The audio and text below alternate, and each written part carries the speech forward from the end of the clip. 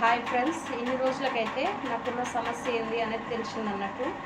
ఏంటంటే ఎప్పుడు ఇంకా కాళ్ళ నొప్పులు వస్తున్నాయి, చేతుల నొప్పులు వస్తున్నాయి అని వీడియో చేయలేక నేను చాలా డిస్టర్బ్ అయ్యి ఇన్ని రోజులు వీడియోస్ కూడా పెట్టలేదండి.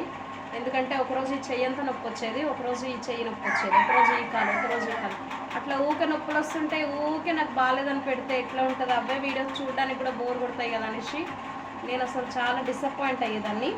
ఇప్పుడు ఏంటంటే నాకున్న సమస్య ఏందో తెలిసిపోయింది అన్నట్టు. విటమిన్ డి అనేది చాలా తక్కువ ఉందంటండి. బ్లడ్ కూడా తక్కువ ఉందని చెప్పారు.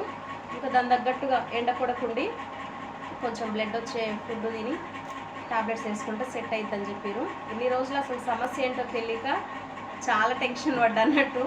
అసలు ఏమైంది, ఏంటి ఇలా అవుతుంది, ఇన్ని రోజులుగా అసలు నా సమస్యకు పరిష్కారం దొరకట్లేదు, నా నొప్పులు తగ్గట్లేవు అని మస్తు టెన్షన్ పడ్డా.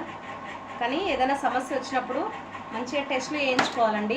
అన్ని టెస్టులు చేయించుకొని దాని దగ్గర మెడిసిన్ వాడడము అట్లా చేసుకోవాలి. కానీ ఇంకా ఏమైందో, ఏ దిష్టి తాకిందో, నరదిష్టి, ఆ దిష్టి, ఈ దిష్టి అనుకుంటే అయితే కూర్చోవద్దు. ఏదైనా టెస్టులు చేయించుకోవాలి. ఏదైనా లోపం ఉంటేనే మన శరీరంలో ఇబ్బంది అయ్యింది.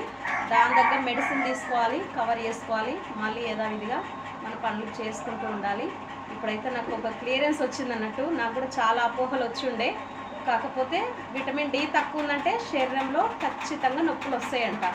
అదే నొప్పులు నాకు కావచ్చు అని ఇప్పుడు అనిపించింది. ఓకే అండి, బాయ్ మరి.